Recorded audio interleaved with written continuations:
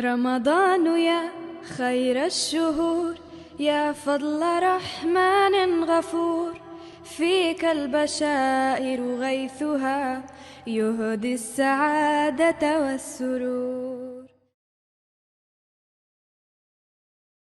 Chers téléspectateurs, Assalamu alaikum wa rahmatullahi wa barakatuhu.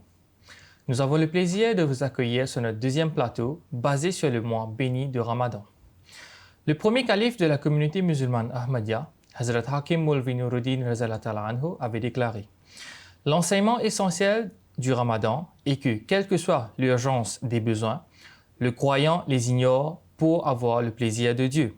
Le Saint-Coran souligne le pourquoi et la philosophie du jeûne en disant: ô vous qui croyez, le jeûne vous est prescrit comme il avait été prescrit à vos devanciers, afin que vous adoptiez l'habitude d'apprendre la taqwa. Nous avons avec nous sur le plateau aujourd'hui Shaukat Saheb et Masroor Saheb. Assalamu alaikum wa rahmatullahi wa barakatuhu. Wa alaikum salam wa rahmatullahi wa barakatuhu. Le saint prophète Hazrat Muhammad Mustafa sallallahu alayhi wa sallam avait mentionné le mois de Ramadan comme le meilleur de tous les mois. Shaukat Saheb, à part le jeûne, les prières et l'analyse de soi sont primordiales durant le mois sacré de Ramadan. Oui, effectivement, Mohsin Saheb. Et pour illustrer cela, il y a un hadith du saint prophète sallallahu alayhi wa sallam, rapporté par Abdurrahman bin Auf, que le saint prophète Hazrat Muhammad Mustafa sallallahu alayhi wa sallam a dit que quiconque prie avec foi et en faisant son évaluation durant ces mois verra ses péchés pardonnés. Et il sortira de ces mois aussi pur qu'il l'était lorsque sa mère lui avait donné naissance. Donc, celui qui jeûne abandonne les choses déclarées licites par la charia seulement parce que son Seigneur ne les a pas autorisées durant cette période précise. Et ainsi avoir le plaisir de Dieu. Jazakumullah Shaukat Saheb. Ce hadith démontre vraiment l'importance d'une analyse de soi durant le mois de Ramadan. Masroor Saheb, durant le mois de Ramadan, on doit aussi faire preuve de patience, éprouvée par la faim et la soif, par les passions charnelles et aussi par les propos désagréables des gens, n'est-ce pas? Effectivement, Mohsin Saheb, et je vous présente ici cet hadith rapporté par Salman le Persan, raziyallahu anhu, qu'Allah soit content de lui. Il raconte que le messager d'Allah, sallallahu alayhi wa sallam, que la paix et les bénédictions d'Allah soient sur lui, avait dit: Allah a rendu le jeûne obligatoire et les prières faites au cours de ces nuits sont surérogatoires, c'est-à-dire sont supplémentaires. C'est un mois de patience et vous serez récompensés par l'admission au paradis. C'est un mois de consolation mutuelle, un mois au cours duquel la subsistance, c'est-à-dire la provision spirituelle accordée aux croyants, va être augmentée. Jazakumullah. Nous allons maintenant, dans ce deuxième programme, parler sur les étiquettes du jeûne, c'est-à-dire les choses à faire et aussi à ne pas faire. Mais avant tout, Shaukat Saheb, pourquoi est-il important qu'il y ait d'abord ces étiquettes et pourquoi il faut les respecter? En effet, Allah affirme que si ses serviteurs obéissent aux commandements évoqués dans le Saint-Coran, en conséquence, il exaucera les prières et les guidera. Et de par cette obéissance, ils profiteront aussi de sa proximité, donc de la proximité d'Allah. Et les serviteurs d'Allah marcheront sur le droit chemin et ils seront guidés. Ils vont aussi marcher sur la voie de la vertu et ils éviteront les péchés, ainsi en faisant montre de haute valeur morale. Donc, ils s'acquitteront de leurs devoirs les uns envers les autres et à la fin, ils pourront atteindre l'objectif même de leur vie. Il faut bien évidemment noter que ces actions ne sont pas exclusives au mois de Ramadan. Un croyant doit toujours accomplir ses actions en dehors du mois béni de Ramadan. Ce mois vient tout simplement mettre l'accent à ce sujet. Premièrement, Masroor Saheb, comment sait-on quand commence le Ramadan et quand ce mois se termine? Alors, d'abord, il faut savoir que le calendrier islamique est un calendrier lunaire. C'est-à-dire que c'est un calendrier basé sur le mouvement de la lune. Et le Ramadan est un mois, et le 9e mois du calendrier islamique, donc qui commence avec l'apparition de la nouvelle lune. Un mois lunaire consiste d'environ 29 jours. Et pour répondre à votre question, il y a une hadith du saint prophète où Abu Huraira rapporte que le saint prophète sallallahu alayhi wa sallam a dit « Commencez le mois après l'apparition de la nouvelle lune et terminez-le à la prochaine apparition. Si vous ne pouvez pas l'observer en raison du ciel couvert, retardez le jeûne d'un jour. » Il ajoute « Si vous ne pouvez pas voir la lune, la nouvelle lune, à la fin du ramadan, observez le jeûne du 30e jour. » En ce qui concerne l'apparition de la nouvelle lune, je vais aussi faire mention de cette hadith.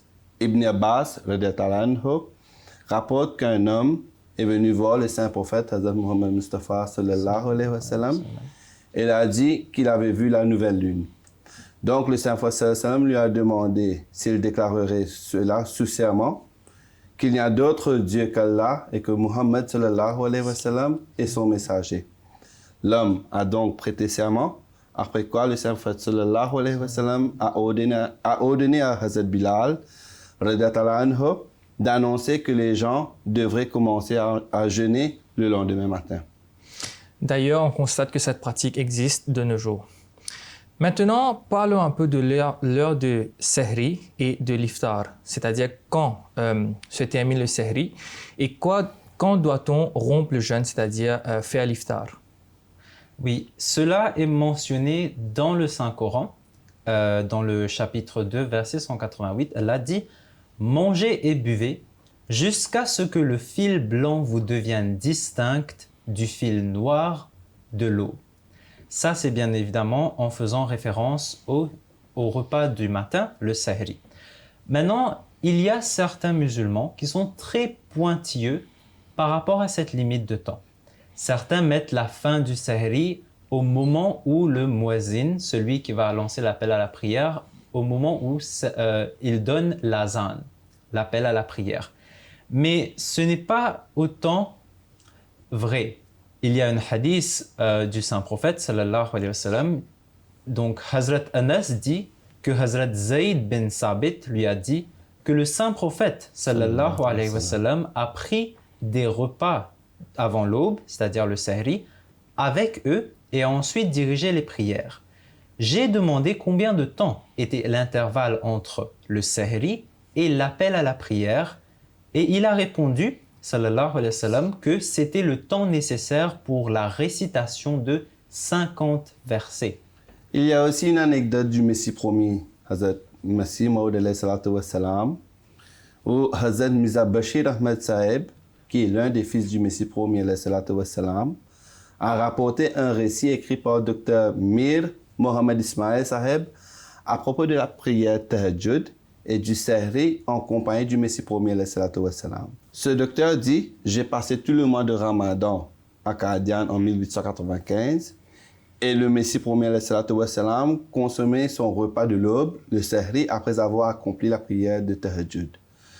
Parfois, Hazrat Masih Maud alayhi salam prenait son temps, tant et si bien que le muazzin donnait l'azan, c'est-à-dire l'appel à la prière. Et le muazzin, c'est celui qui fait l'appel à la prière. Donc, des fois, Hazrat Masih Maud alayhi salatu wa salam continue à manger jusqu'à la fin de l'azan.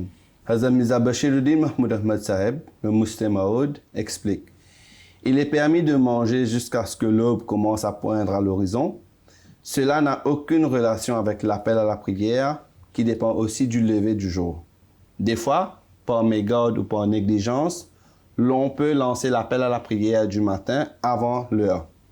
C'est pour cette raison qu'en pareille occasion, le Messie promis alayhi salatu wa salam ne se souciait pas de la prière, de l'appel à la prière, c'est-à-dire il continuait à manger jusqu'à ce que l'aube commence à poindre à l'horizon. Et Shaukat Saheb, le Muslim Maud, continue sur cela. Il dit que d'ailleurs, la charia ne stipule guère qu'il faut cesser de manger quand on sait, selon les calculs, à quelle heure l'aube se lèvera.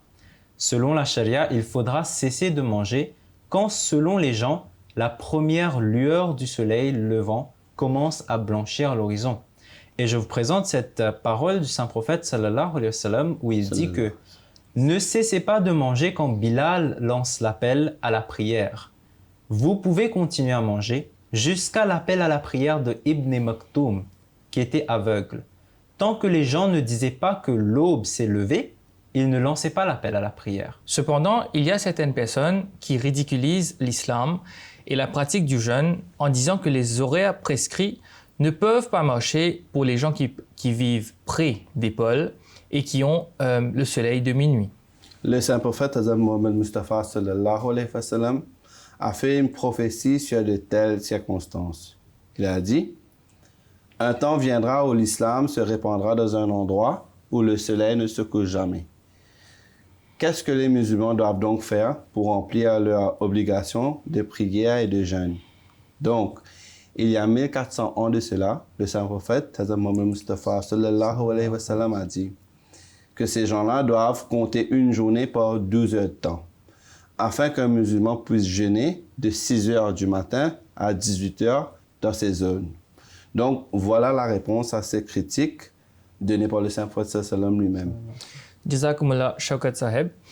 Ceci démontre que l'islam est une religion universelle qui est destinée à tous les peuples de toutes les régions de la terre. Maintenant, Masroor Saheb, en ce qui concerne le repas du matin, c'est-à-dire le sahri, c'est quoi vraiment? Est-ce que c'est un repas qui est ordinaire? Alors non, le sahri n'est pas un repas comme les autres. Dans le sahri, il y a beaucoup de bénédictions lorsqu'on fait le sahri.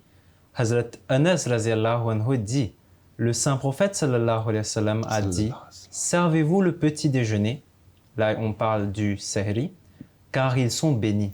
Dans Musnad Ahmad bin Hanbal, Qui est un recueil de hadiths, il est écrit que les repas avant l'aube sont bénis. Donc ils ne doivent pas être laissés de côté, même si cela consiste qu'en une gorgée d'eau, car Dieu et ses anges déversent des bénédictions sur ceux qui prennent part au repas avant l'aube. Dans un autre hadith, Amr ibn As raziyallahu anhu dit, le saint prophète sallallahu alayhi wa sallam a dit, le trait distinctif entre nos jeûnes, c'est-à-dire les jeûnes des musulmans, et ceux des gens du livre, c'est-à-dire les chrétiens, les catholiques et les juifs, est de prendre justement le sahri. Et le Messie premier alayhi salatu wa salam aussi respectait cette même injonction. Il conseillait même les membres de la Jamaat que le suhour était essentiel. Il faisait de très grands préparatifs à cet égard pour ses invités. Il y a une anecdote que Hazrat Shahib Zada Mirza Bashir Ahmed Saheb relate que Munshi Zafar de Kapurtala m'a raconté ceci. Donc, il résidait dans la chambre annexée à la mosquée Mubarak à Qadian et j'étais en train de consommer mon repas d'avant l'aube quand le Messie premier salatu wa salam est rentré. Et il m'a dit, contentez-vous seulement des lentilles et du pain. Et donc, il a fait demander les responsables de la cuisine et leur a demandé, est-ce là un repas digne de nos invités pour le suhour? Tous ces invités ne sont pas en voyage, ils jeûnent. Donc, demandez à chacun ce qu'ils ont l'habitude de manger et ce qu'ils souhaitent prendre. Et préparez des repas conformes à leurs souhaits. Et aussi, durant le sahri, on peut manger des bons repas, bien évidemment, tout en faisant preuve de modération. Et bien sûr, lorsqu'on jeûne, on doit toujours garder en conscience notre objectif de pourquoi l'on jeûne. Le deuxième calife de la communauté, le Muslim Maud raziyallahu anhu, a cité le Messie premier alayhi salatu wa salam. Il a dit que le Messie premier a déclaré, Allah dit que Allah désire la facilité pour vous et il ne désire pas de la privation pour vous. Ça se trouve dans le chapitre 2, verset 186 du Saint-Coran.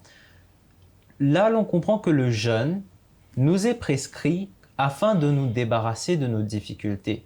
Ce n'est pas un fardeau qui est ajouté sur nous. Ceci fait du croyant un véritable croyant. N'oubliez pas ce point, dit le Messie premier alayhi salatu wa salam. Dieu souhaite pour nous la facilité et non la difficulté. Ensuite, il est important de mentionner que notre intention dans l'observance du jeûne est uniquement pour le plaisir d'Allah.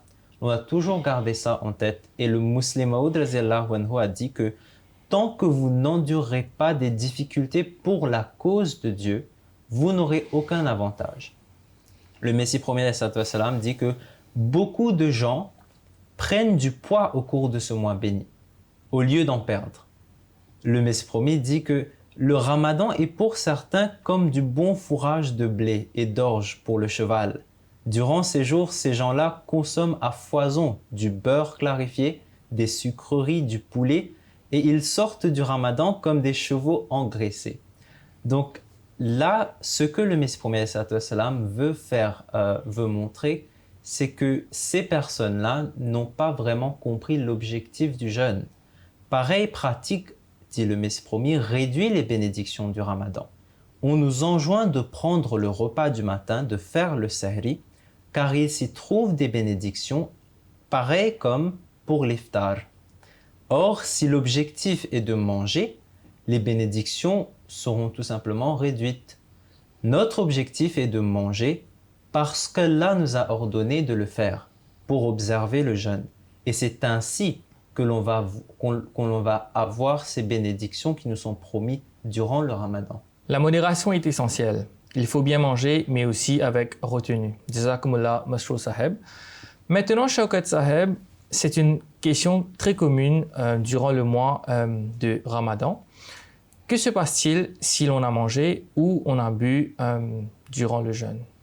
Donc, il y a une hadith qui répond à votre question où Hazrat Abu Huraira rapporte que le saint prophète Hazrat Muhammad Mustafa sallallahu alayhi wa sallam a dit que si l'un d'entre vous mange ou boit en oubliant le jeûne, il doit continuer son jeûne jusqu'à la fin.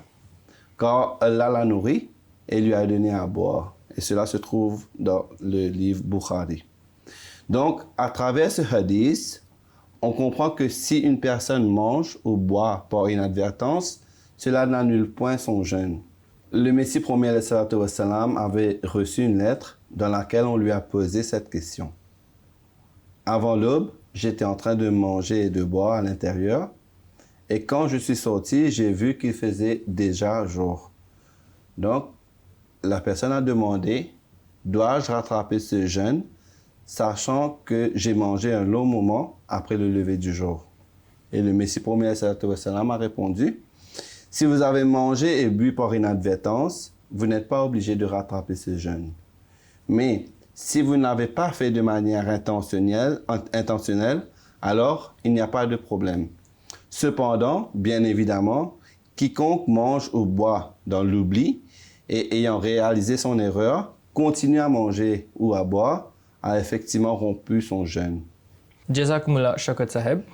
Mashrou Saheb, en ce qui concerne la rupture du jeûne, il est important que l'on fasse à l'heure, n'est-ce pas? Oui, Mohsin Saheb. D'abord, la rupture du jeûne, c'est-à-dire l'iftar, doit être accomplie juste après le coucher du soleil. Ça, c'est l'heure à laquelle on doit accomplir l'iftar. Et par rapport à ce que vous avez dit, oui, vous avez raison, l'iftar doit être accompli à l'heure. Il y a un hadith du saint prophète sallallahu alayhi wa sallam. Sahal ibn Sa'd alayhi wa sallam rapporte que le saint prophète sallallahu alayhi wa sallam a dit « Mon peuple adhérera au bien tant qu'il ne retardera pas la rupture du jeûne. » Une autre hadith, Abu Huraira radhiyallahu anhu rapporte que le saint prophète sallallahu alayhi wa sallam a dit qu'Allah, le Seigneur d'honneur et de gloire, a proclamé « De mes serviteurs, j'aime le plus ceux qui sont les premiers à rompre leur jeûne. » Donc là, de ces paroles du saint prophète sallallahu alayhi wa sallam, on comprend qu'il est essentiel de rompre le jeûne à l'heure, immédiatement après le coucher du soleil. Il ne faut pas attendre. Et d'ailleurs, il n'y a aucun mérite à attendre après le coucher du soleil de rompre son jeûne. Il n'y a pas plus de bénédictions que l'on aura. Il n'y aura pas plus que cela. Aussi par rapport à l'iftar, il y a une sunna du saint prophète Mohammed Mustafa sallallahu alayhi wa sallam à travers cet hadith où Salman ibn Amir Dabi alayhi salatu wa sallam rapporte que le saint prophète Hazrat Mohammed Mustafa sallallahu alayhi wa sallam a dit que si l'un d'entre vous observe un jeûne, il doit le terminer avec une date, ou bien avec de l'eau, car c'est pur. Vous voyez, les dates n'ont pas besoin de conservateurs artificiels et ceux-là, ils ont une teneur élevée en glucose qui aide à revitaliser le corps assez rapidement. Donc, cela contient également une bonne proportion de fer. Jazakumullah. Tout cela nous donne la force à notre corps après une journée sans la nourriture. Masroor Saheb, une autre injonction coranique est qu'il est interdit de jeûner lorsqu'une personne est en voyage ou si une personne est malade. Oui, c'est une injonction coranique, c'est mentionné dans le Saint-Coran, chapitre 2, verset 185. Le jeûne prescrit est pour un nombre de jours déterminé, mais quiconque d'entre vous est malade ou en voyage devra jeûner un nombre égal d'autres jours. En expliquant cela, il y a une fois, le saint prophète sallallahu alayhi wa sallam était en voyage et il vit une foule autour d'une personne sur laquelle un ombrage avait été érigé. Il a demandé ce qu'il se passait et les gens ont répondu que l'homme jeûnait. Le saint prophète sallallahu alayhi wa sallam a répondu que ce n'était pas une vertu de jeûner en voyageant. C'est mentionné dans le Saint-Coran. Maintenant, il est important de noter que le saint prophète sallallahu alayhi wa sallam avait jeûné des fois quand il était en voyage, mais ces jeûnes n'étaient pas des jeûnes durant le mois du Ramadan, c'était des jeûnes volontaires. Parce que c'est une injonction coranique qu'il ne faut pas jeûner en voyage durant le Ramadan, et ces jeûnes que l'on a manqués parce que justement on était en voyage, ces jeûnes-là doivent être remplacés ultérieurement. Il y a une anecdote de Hazrat Sayyid Muhammad Sarwar Shah qui déclare à ce sujet que le Messie promis alayhi salatu wassalam disait que si un voyageur réside dans un endroit pendant plus de 3 jours, alors la personne doit jeûner. Mais si le voyageur réside dans un endroit pendant moins de 3 jours, il ne doit pas jeûner. Par contre, s'agissant de Qadian, même si un voyageur y réside pendant moins de 3 jours, le Messie promis alayhi salatu wassalam dit qu'il peut toujours jeûner. Car Qadian, comme nous le savons, est comme une deuxième maison pour les Ahmadis. Et il n'aura pas besoin de remplacer son jeûne plus tard. Il y a une anecdote où un certain Cheikh Mohammed Chatou, accompagné d'autres personnes, ont visité le Messie promis alayhi salatu wassalam de Lahore. Donc le Messie promis alayhi salatu wassalam est sorti pour l'accueillir en accord avec ses nobles qualités.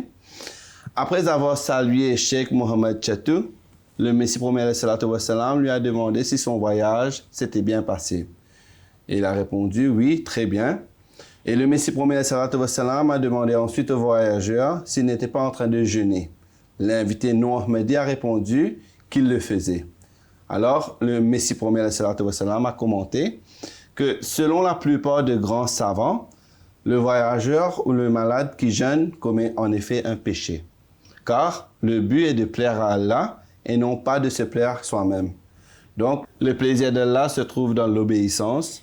Il faut tout simplement l'obéir et ne point tenter de faire des interprétations à cet égard. D'ailleurs, Allah enjoint ceci à cet effet, que celui qui est en voyage ou malade doit jeûner un nombre de jours ultérieurement. Donc, le type du voyage ou de la maladie, le Messie promis est en train d'expliquer, n'a pas été défini. Quant à moi, dit le Messie promis, je ne jeûne pas quand je suis en voyage ou quand je suis malade. Mais Baba Chatou s'en est excusé et a commenté. Certes, l'injonction divine est là.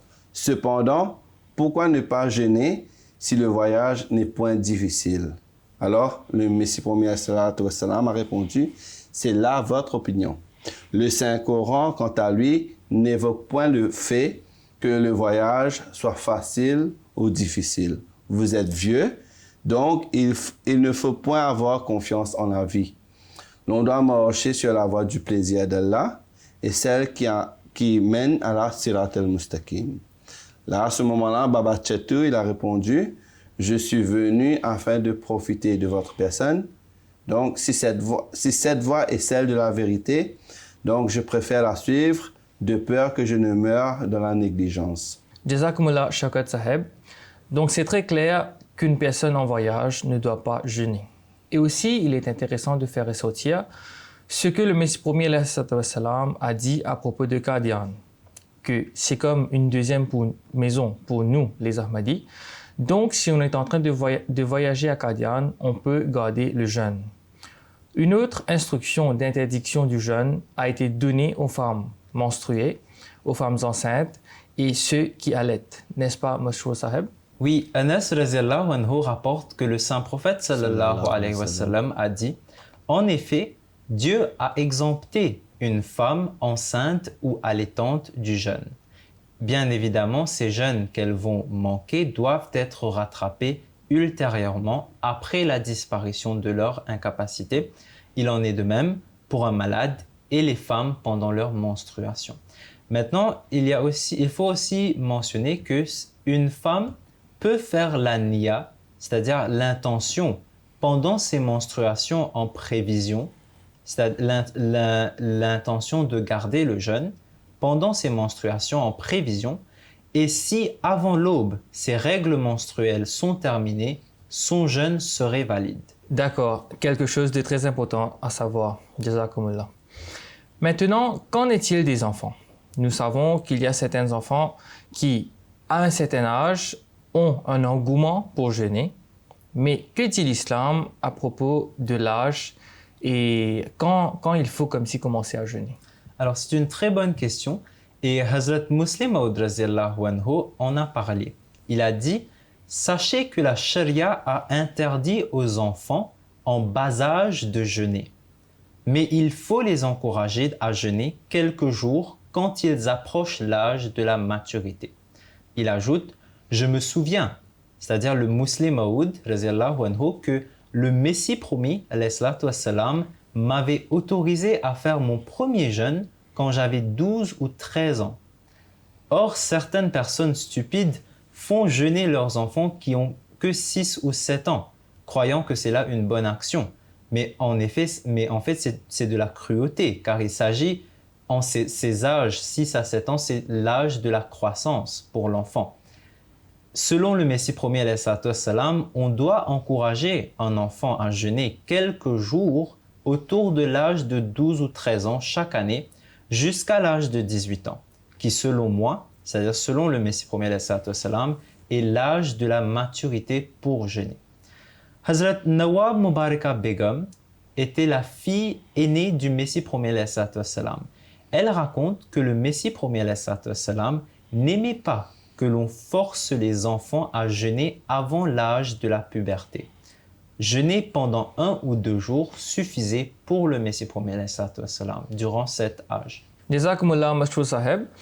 Nous sommes maintenant arrivés à la fin de notre deuxième programme durant ce mois béni de Ramadan. Alhamdulillah, nous avons pu couvrir plusieurs étiquettes du jeûne. J'espère que nos téléspectateurs ont tiré profit de ce programme. Qu'Allah nous aide à tirer le maximum bénéfice du mois de Ramadan, Inch'Allah. Chers téléspectateurs, Jazakumullah, on se revoit Inch'Allah pour le prochain programme. Sur ce, Assalamu alaikum wa rahmatullahi wa barakatuhu.